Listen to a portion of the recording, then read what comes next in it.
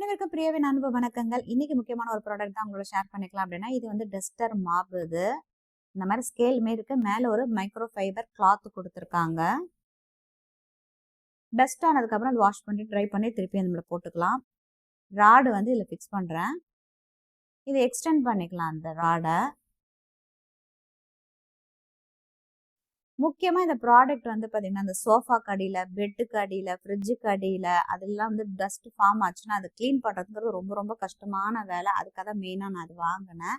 அதை எப்படி கிளீன் பண்றோம் அப்படிங்கிறதையும் உங்களுக்கு இந்த வீடியோல காட்டுறேன். ஃபர்ஸ்ட் ரெஃப்ரிஜரேட்டர் பார்த்தோம்னா, இதுக்குள்ள பாத்தீங்கன்னா நம்ம என்னதான் தொடப்பத்தை வச்சு உள்ளாரெல்லாம் கிளீன் பண்ண முடியாது. அப்ப வந்து இந்த மாதிரி ராட் வந்து பாருங்க ஈஸியா அதுக்குள்ள போயிட்டு கிளீன் பண்ணுது. டஸ்ட் இந்த அளவுக்கு ஃபார்ம் ஆகுது பாருங்க. இல்லைன்னா இந்த ரெஃப்ரிஜரேட்டர் நவுத்தி அதுக்கப்புறம் தான் கிளீன் பண்ற மாதிரி இருக்கும்.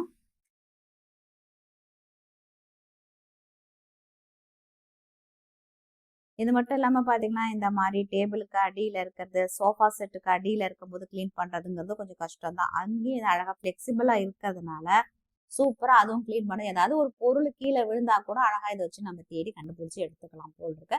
அதாவது கீழே சின்ன சின்ன இடத்துல சொல்றேன் நானு. ட்ரெஸ்ஸிங் டேபிளுக்கு அடியில எல்லாம் பண்ணலாம். அதே மாதிரி பாத்தீங்கன்னா காட்டுக்கு அடியிலையும் பாத்தீங்கன்னா டஸ்ட் ஃபார்ம் ஆகும். அந்த இடத்துலயும் அழகா உள்ளார போய் கிளீன் பண்ணுது இது. அது மாதிரி பெட்டுக்கு பின்னாடி அடியில அந்த மாதிரி எல்லா இடத்துலயும் கிளீன் பண்றதுக்கு. முதல்ல டஸ்டர்னு பாத்தீங்கன்னா ஒரு அந்த ஸ்பாஞ்சி மாதிரி இருக்க டஸ்ட் அந்த மாதிரி உள்ளதான் இருக்கும். இப்ப அழகா இந்த மாதிரி கிளீன் பண்றது கிடைக்குது. இது மட்டும் இல்லாம பாத்தீங்கன்னா அந்த சைடுல எல்லாம் கூட கிளீன் பண்றது கொஞ்சம் கஷ்டம் நமக்கு. இந்த பிளெக்சிபிளா இருக்கறனால பாத்தீங்கன்னா இப்ப வாஷிங் மிஷின் இது மாதிரி டிஷ்வாஷர் இதுக்கு சைட்லாம் இருக்கு பாருங்க, கொஞ்சம் கேப் இருக்கு பாத்தீங்களா, அதுல கூட டஸ்ட் பண்ணா இந்த மாதிரி அழகா கிளீன் பண்ணுது.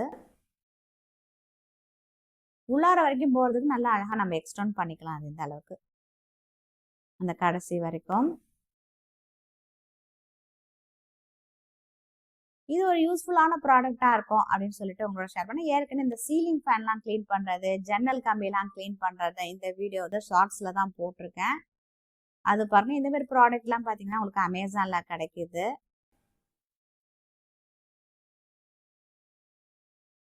நான் கிளீன் பண்றது போதாது இன்னொருத்தவங்க கிளீன் பண்றாங்க.